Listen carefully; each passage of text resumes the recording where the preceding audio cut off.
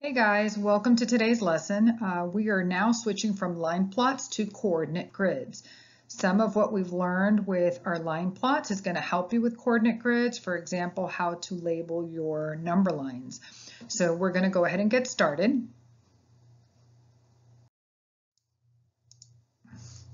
So today's teaching point is that we are going to be working on understanding coordinate planes. So we're going to learn how to use intersecting lines to create a coordinate plane. We're also going to be able to identify the X and the Y axis on the coordinates to be able to create points on coordinate planes. And we're going to be able to plot a point on the coordinate plane given its X and Y coordinates. So some of those terms might seem a little confusing to you, but don't fret. So here's the vocabulary that you need to know. The first one is a coordinate plane. A coordinate plane is a two-dimensional space that is formed by two perpendicular number lines called axes. And here you have a picture to kind of show you what that looks like. I'm sure you've seen these in your younger grades. The next is your x-axis. Your x-axis is the horizontal number line in a coordinate plane, which you see down here. Then you have your y-axis. Your y-axis is the vertical number line in a coordinate plane. So the little blue circle demonstrates the y-axis. It's the one that goes north to south. Then you have your ordered pair. Your ordered pair is a set of two numbers. They are usually within parentheses, and the first number represents the x-coordinate, while the second number represents the y-coordinate. It describes the location of a point on a coordinate plane.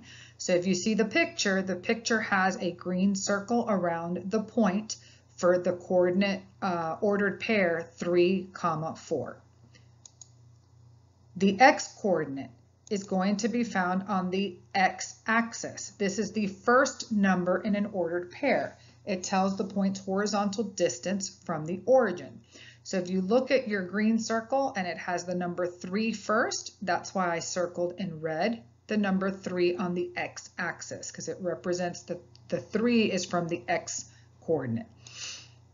The y-coordinate is the second number in an ordered pair. It tells the point's vertical distance from the origin. So if you notice, there's a blue circle around the 4 because the 4 is the second number in the ordered pair. And then the last thing is the origin. The origin is the point, which is 0, 0 on a coordinate plane, and it's where the x and y axis intersect. So if you look, I added a little image down here with a circle where the O or origin would be, and that's the 0, 0 mark. It's where they meet. So what is a coordinate plane? Well, let's look. First of all, for a coordinate plane, it is made up of a horizontal number line as well as a vertical number line. Now, in the past, you have used the number lines to represent a single quantity, but did you know that a number line can also be vertical? So this is your vertical. You have a vertical number line and you have a horizontal number line. When you connect the two, you get a coordinate plane.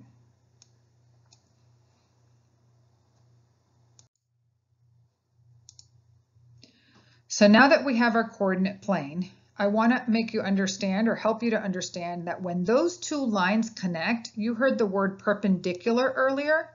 Well, perpendicular lines are two lines that cross or meet. They cross each other or they meet to create a right angle. So if you notice down here, it shows that it has created a right angle. So those are two perpendicular lines. When we look at coordinate planes, we know that they have two axes.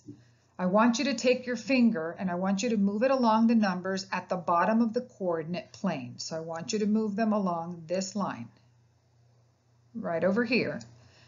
What is this horizontal line called? It is called the x-axis. Now I want you to take your finger and I want you to do the same thing, but move it up along the north to south or vertical line. So you're going to go up and down this way.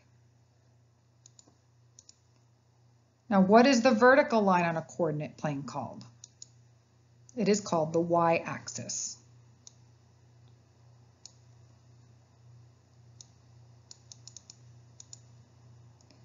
What do you call the point where both lines intersect? In other words, the ordered pair 0, 0. That is the origin. So when you're looking at the origin, it is this point here where both lines, the perpendicular lines, intersect. Right over here. Okay, and the ordered pair for that is 0, 0.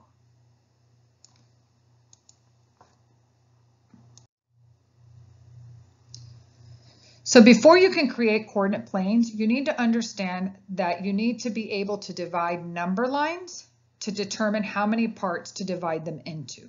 So let's take a look at today's example on your assignment. On this example, you see little rectangles in green.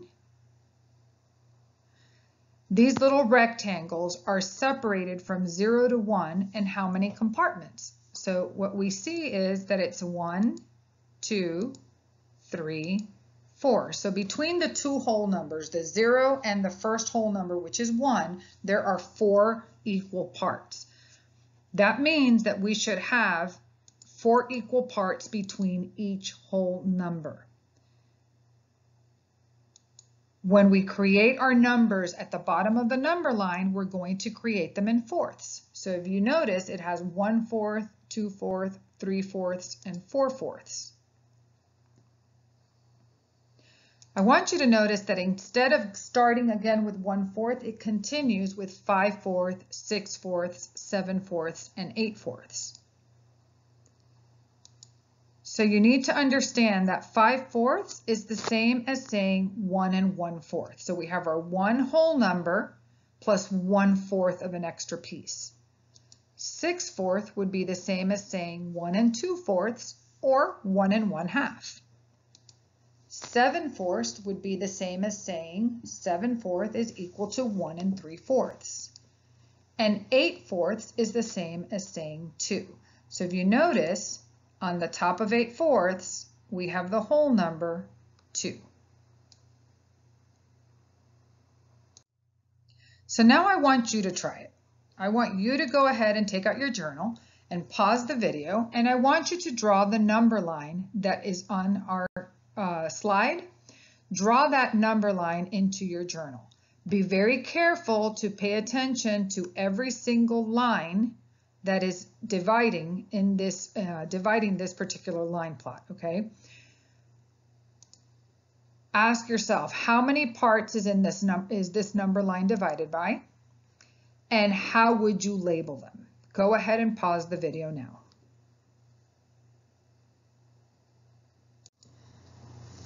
So now that you have tried this on your own, let's see if you did it the same way that I did. First, I noticed that the number line is broken into 10 equal parts. So I am going to be labeling them in tenths. 1/10, 2/10, 3/10, 4/10, 5/10, 6/10, 7/10, 8/10, 9/10, and then 10/10, which is equal to 1 whole. Easy? Let's try another one. This one, take note that you have 2 whole numbers. It goes from 0 to 1 and then from 1 to 2. You need to see how many parts each section is divided into. So from 0 to 1, how many equal parts are there? And then go ahead and label it. Pause the video and try it. So let's see if yours is done correctly. How many parts is this number line divided into? And how would I label them?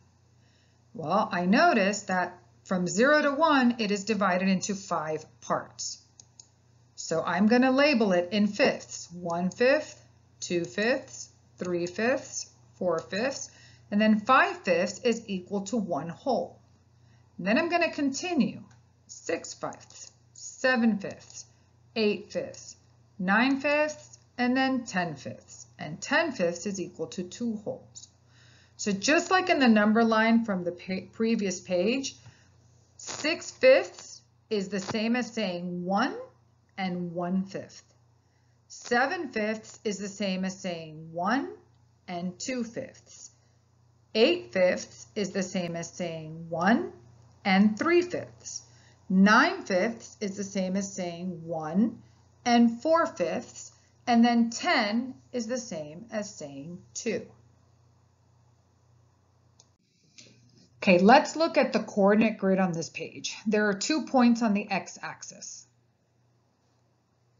So here's our x-axis.